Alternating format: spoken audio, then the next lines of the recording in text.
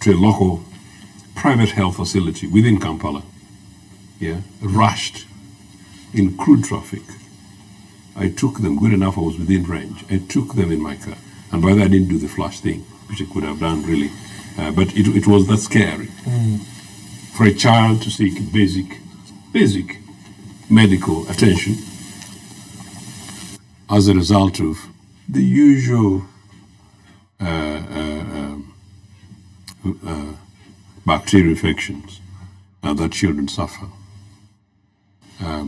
300,000 shillings is salary for average two people, particularly two Askaris who are predominantly from Wharton, northern Uganda.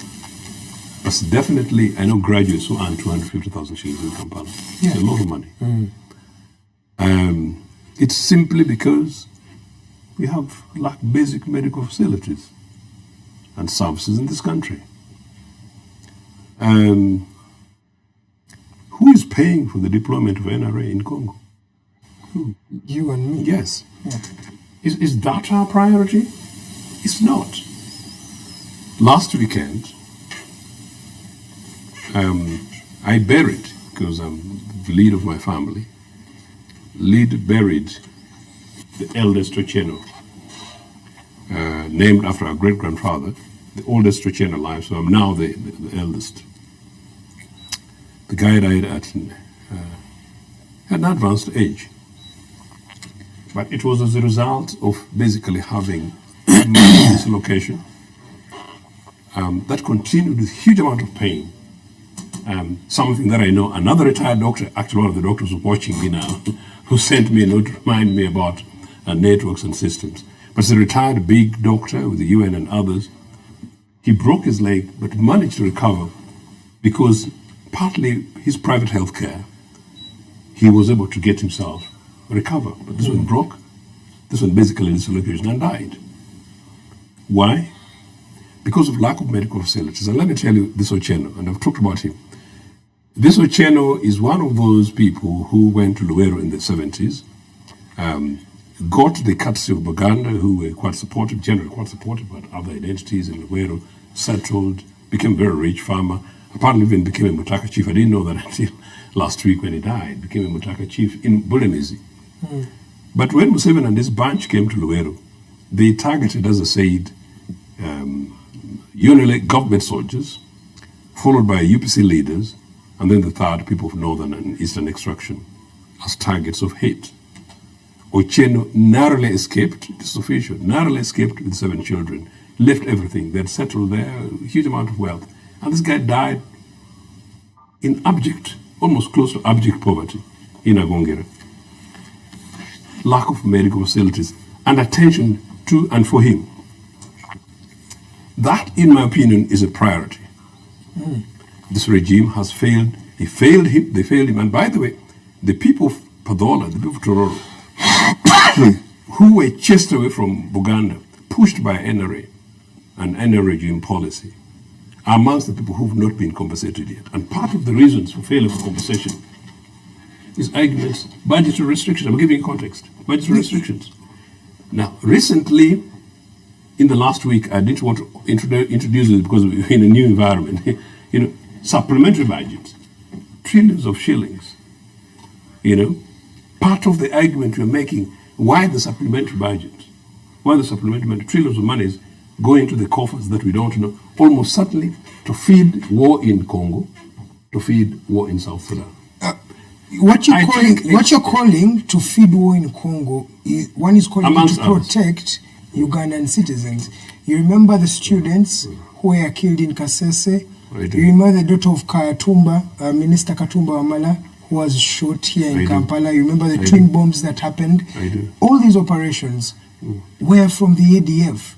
And your army is saying, instead of having these people come and terrorize our country, let's go to where they are and try to do a preventive, measure.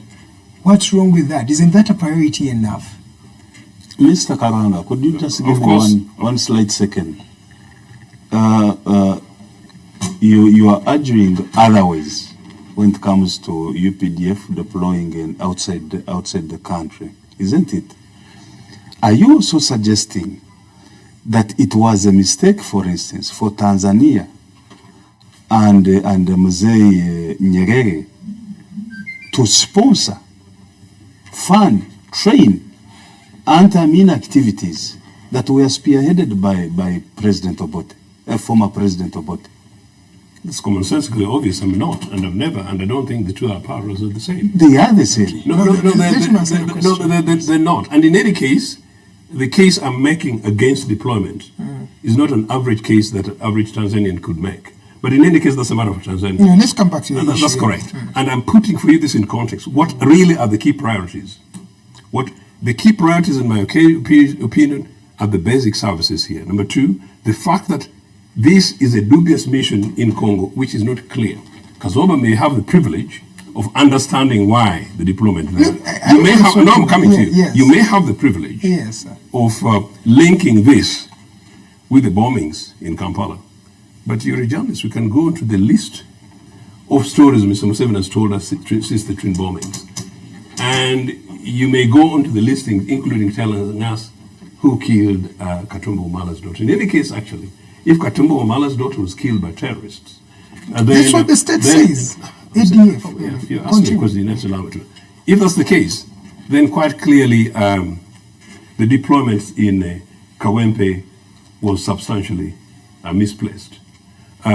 These hooded guys, including tanks in Kawempe, it should not have been in Kawempe. Those should be resources that we should be able to mobilize for strategic national security and to make sure that we don't have the people who are terrorizing us that you refer. In any case, actually, I don't know what the latest. My two colleagues may be able to tell us whether or not it has been established that the people who killed Katumba's daughter are guys from ADF.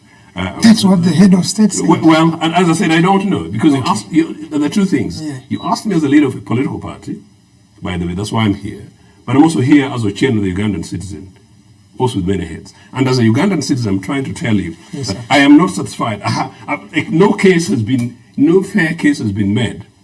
Why, for example, Ugandan soldiers are being sent to die in South Sudan.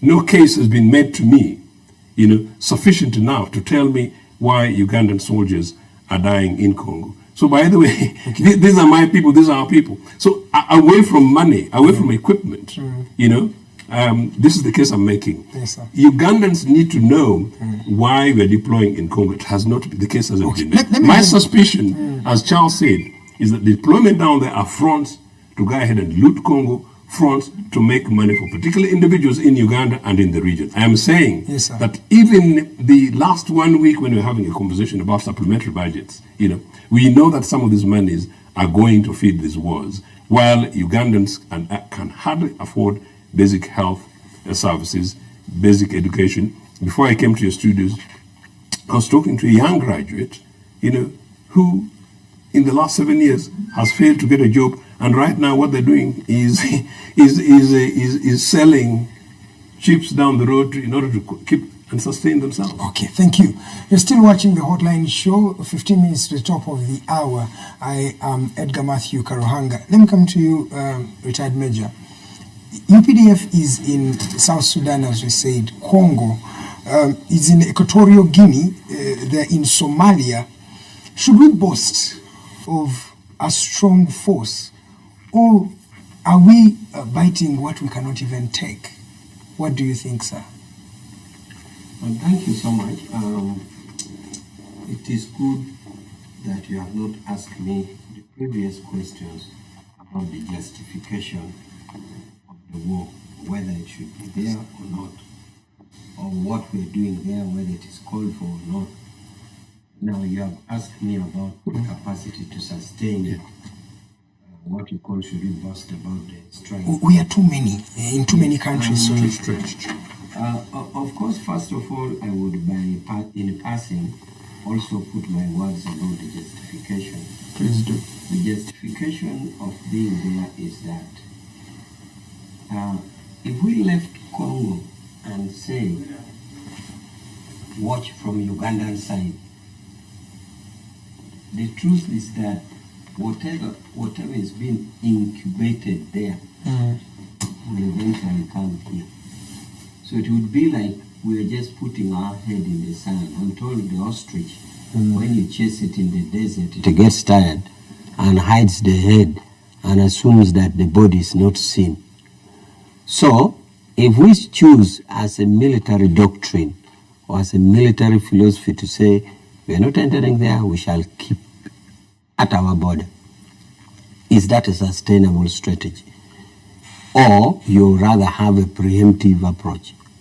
Now, this preemptive approach, is it, how do you carry out with the blessing of the other country or unilaterally enter? So you agree with the other party and said ADF is there. We have chosen the option of not locking ourselves at the border and waiting so that this thing incubates, they do their training, they multiply in battalions, in brigades, so that by the time we try to do it, possibly we are fighting the war in Bushenyi, which actually did happen, and Kamwenge, which did actually happen. And when you are now fighting the war here, you see the destruction. So the option and the approach taken by NRM and the NRM government, which won election in 2021, is that the military chose the other option of preemptive. And as long as we do it with the other government and makes it legitimate. Now, I want to comment about what my colleague here says about the Africans defending the other African. That is not our approach. We are not going to defend Congolese. That is not what we are doing. It seems that is the doctrine pursued by Rwanda. Why do I say this? I have heard from Andrew Mwenda. Andrew Mwenda seems to put the analogy, the way Russia went to Ukraine, because in Ukraine there were Russians or Russian speaking. So if you have in a Congo Tutsi speaking, then you justify that. But that is not the NRM approach. Because if we were to do that, if we took it upon ourselves to be the policeman, to police across the boundary, we wouldn't sustain. Why? Because in our constitution, third schedule provides tribes or communities, 65. Now, each of these communities spills across the border, except mine, the Langis. You as Batora in Congo, yes, with the kingdom. You as you are, Obama in Kenya. He's boasting now. Obama in Kenya is his brother. So if Uganda was to take that philosophy, then we would have to run all over the country, because the way the British did it, all our communities except the Langis spill across. So we have not yet taken that doctrine of saying we go and defend there. The position here is we have our enemies there, we agreed with them. And that is why wherever UPDF is operating together with the Congolese army. Okay. So far, let's look at it from the bigger perspective, not just Congo alone. Let's look at Equatorial Guinea, because you are also there. Let's look at Sudan. Are there people that are threats to the Ugandan people themselves? Or are you now acting as a hired mercenary force? Maybe I delayed too long to come to that answer, but I was coming. I had dealt with the justification of the war, and had gone to state the position vis-a-vis going. That was my second point. Now, the third point is actually answers your thing in all this, do we have the capacity? Maybe is the justification the same? Now, let me deal with the capacity. The capacity is there. I can start with human resource. You must have known that in one electoral campaign, President Museveni had put clearly his manifesto of professionalizing the army. Yeah, 2000. Yeah, indeed the army was professionalized. Professionalizing the army here meant the type of training, the reorganization of the organization of the army into, let's say, Air Force, infantry, marine, artillery, like that. But also bringing in human resource. This was done. The son of Kaguta stood to his words, like he always does, he professionalized. Now, you must have also realized that yearly now, Uganda has taken to the professional way of retiring soldiers every year. But remember also, as we retire, we bring in new recruitment. So the army is professionally running with retiring the old, recruiting the new. So the arms of the army is fully fledged. So no worry about capacity in terms of personnel.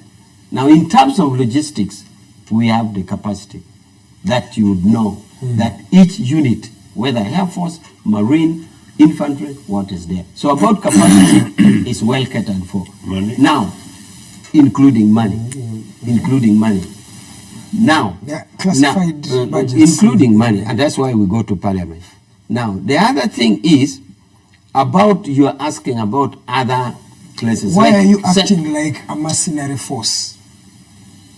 Because first of all, we are not acting as mercenary force. It is in your thinking. Yes, it is not true that we are acting as a mercenary force. What are you doing in Equatorial Guinea? What are you doing in South Sudan? And therefore, I can't even discuss it.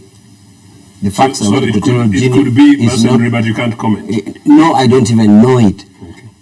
Because if I got to know it, since we are here weekly, I would provide it, but now I don't know. But all I know is Central African Republic, for example, was, and even up to Chad, if you may, it was when Kony left South Sudan. Kony left South Sudan and stayed in South Sudan, went in Eastern Congo a bit, went to Central African Republic, and was even continuing to Chad. So this was the pursuit on Kony. That is why we're in Central African Republic. And the whole belt. So that is the whole belt. So that is why we are just justifiably. So justifiably we are there. Now, in the case of South Sudan, in 2014, government signed a state of forces agreement with South Sudan. And that is a requirement of the law under the UPDF Act. That where UPDF is operating with a country or multi-organization, for example, UN, still the minister is required to sign an agreement with UN to say UPDF is operating with you. If it is bilateral between two countries, Uganda and South Sudan, the Minister of Defense should sign that. And in 2014, it was signed. The status of the forces agreement between the two countries. So that is that agreement that is still subsisting, and that is why we are there, legitimately. Now, do we do this at the expense of service delivery? No. Because Congressman seems to allude or even explicitly say that when we deploy or have a state of the forces agreement, some state of forces agreement with a particular country or with UN could even state areas of logistics. For example, if Uganda signed a state of forces agreement with United Nations will say we're providing uniform, we're providing food, we're providing. So you need to unpackage the status of forces agreement and see it. And like now, we are not yet privy to the status of forces agreement with South Sudan. You could even find that some of these matters are covered in the detailed agreement. So like UN does it, wherever we have operated and is covered by UN. So then this would even, if we lift the veil and looked at the status agreement, it could answer some of these questions, which we are not privy to now. Okay. But these are done in clear understanding. Okay. So services like health is not left behind. The budget runs for health, the budget runs for education, and each of them run. So we don't do it as a government at the expense of the other. So it's not that you've taken from here to put No, here. Okay. not at all. Charles, as we go to the break, Yes. please conclude on that issue. But also, as a country, what do we do in this particular situation? I wanted first to correct Major Witch, not to misrepresent my argument. When I said when I'm an African, I should help an African. I wasn't looking at the issue from the lenses of tribalism. No. I'm looking at states on the African continent. We should understand that the leaders on the African continent, senior leaders, including President Museveni, have been calling for a NATO of Africa, having a force that protects Africa from external threats, but also dealing with these internal issues. Now, in the absence of the NATO of Africa, a UPDF emerges because of its capacity, which you cannot doubt. Does it have the biggest Mohos is going to be very happy today. Is it the strongest? No, I'm saying, please. If you see the way UPDF is organized, it has dealt with the Somali issue. Yeah. When everybody was just spectating, you cannot doubt it. It's strong, yes. Everywhere UPDF has gone, yes, they have been able to deal with the challenges there. So you cannot doubt its capacity. However, they also face some challenges.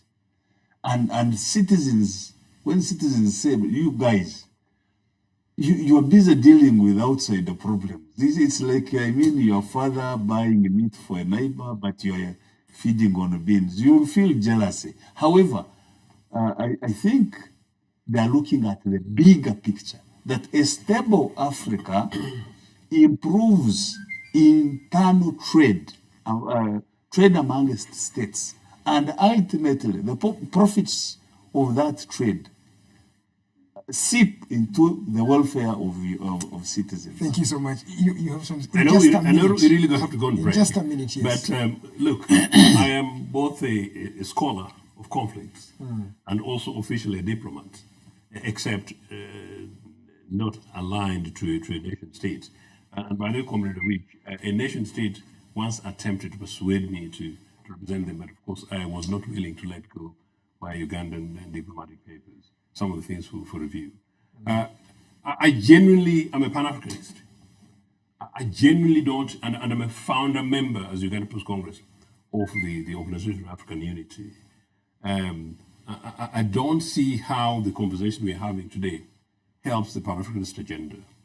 If we are to help the Pan-Africanist agenda, we must push for the democratization across the continent, constitutionalism and rule of law across the conflict, deal with the root causes of conflict across the African continent.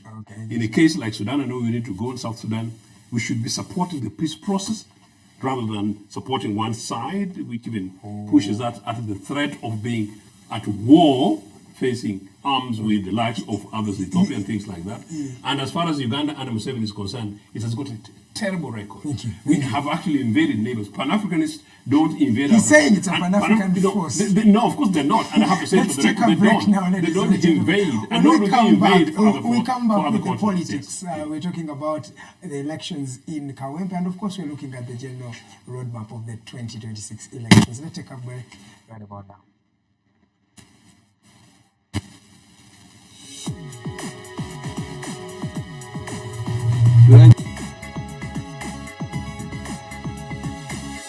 The Alternative Dig Talk.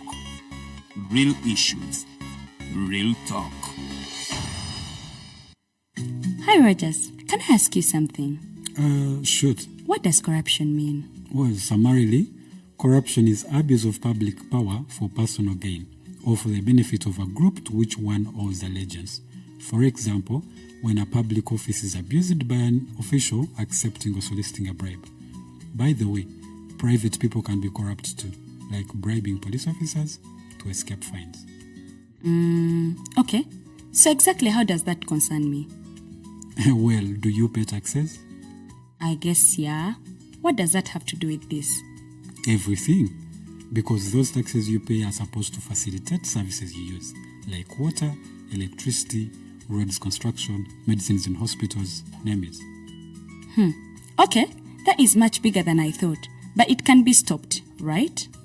Well, yes it can, although it may not be as easy as it sounds. And here is the reason why.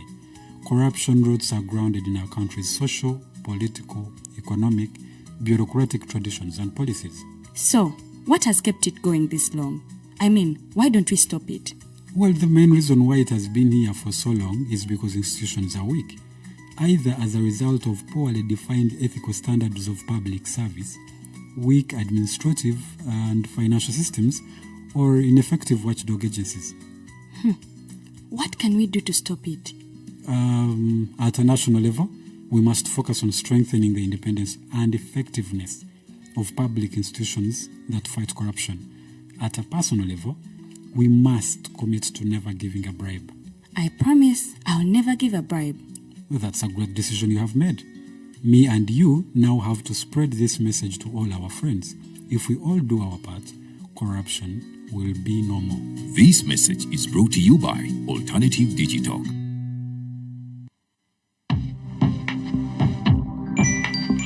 Go to the church, though. Tawali man, what's up? Man, can you imagine people just dump everywhere? Someone drinks water and throws the bottle wherever. Come on, Rogers. What else do you expect people to do with an empty bottle? Simanya now, record. Do you know that plastics take at least 450 years to decompose? What? That's a long time. Exactly. Because plastics are made out of a lightweight and flexible material that doesn't decompose easily. And plastics everywhere in the environment cause plastic pollution. What is plastic pollution now? It is the accumulation of plastic waste in the environment, like bottles, polythene bags, straws. All of these contribute to plastic pollution. I have been using them without knowing their effect. Yeah, a lot of people have. Plastics are a danger to the ecosystem, both on land and in water. So how can we overcome this problem? Is there something we can do? Oh yes, we can reduce by minimizing the use of plastics, reuse by repurposing them, or recycle by collecting and processing them into new products. Everyone wants to change the world, but no one wants to change themselves for the world. How about we change our habits for the world? And it starts with me and you. This message is brought to you by Alternative Digital.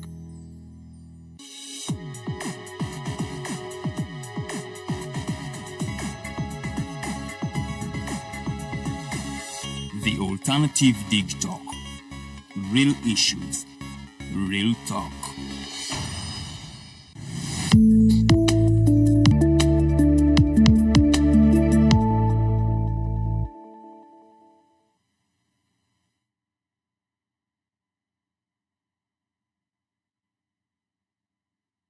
Back from that short commercial break, we are into the second and final hour of the Hotline Show. My name is Edgar Matthew Karuhanga. I'm still with Honorable Joseph Ochieno, the President of the Uganda People's Congress. I also have retired Major Ambassador Paula Awich from the National Resistance Movement. He's the Director, External Affairs there. And I have Charles Kazoba, the Executive Director for the Center for African Affairs and Diplomatic Studies. Now let's go straight to politics. The Kawempe North elections were marred with fast violence, but also we had one of the political parties saying that they were rigged of their victory. That was the National Resistance Movement. In that particular campaign as well, journalists were beaten, tremendously, and many of them are still nursing wounds up to today. This election comes at a time when Uganda is entering